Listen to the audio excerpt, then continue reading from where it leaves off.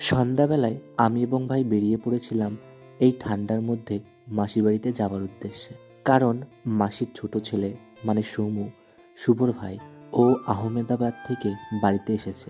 তাই মাসি আমাদের আসতে বলেছিল, আর আমরা এই সন্ধ্যার মধ্যেই বেরিয়ে পড়েছিলাম।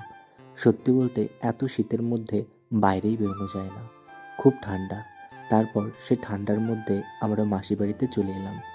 এখানে দেখছি মাসি বাজারে যাবে বলে সব কিছুই গোছাচ্ছিল।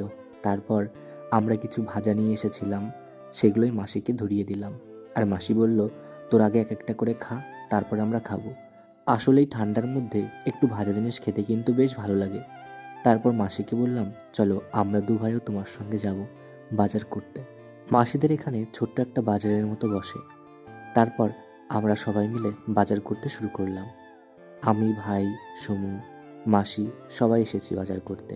এই শীতের মধ্যে নতুন আলুর দামগুলো একটু কমেছে। প্রথম প্রথম যখন নতুন আলু হয়েছিল তখন প্রায় 50 টাকা কিলো ছিল, তবে এখন 15 টাকা করে কেজি হয়ে গেছে। তবে বাজারের মধ্যে তেমন খাবারের দোকান ছিল না। দোকান থাকার মধ্যে একটা ফুচকার দোকান ছিল, তাই আমরা সবাই মিলে সেটাই খেলাম। বাড়িতে এসে সমু ভাই বলছে, দেখো আমি কত খাবার নিয়ে এসেছি।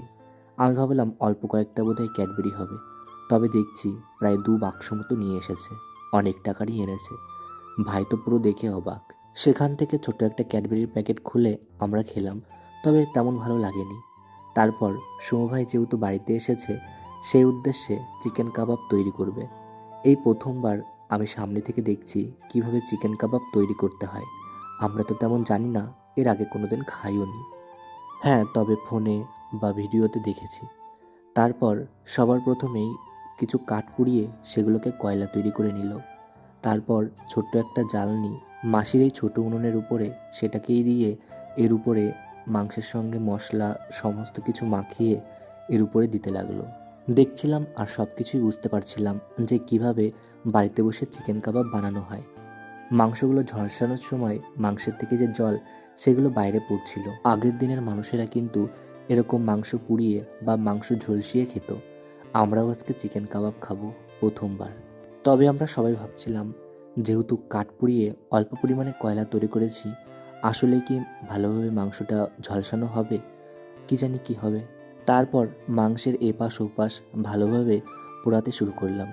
দেখতে দেখতে আমাদের চিকেন কাবাবও হয়ে গেল। দেখো কত সুন্দর লাগছে দেখতে।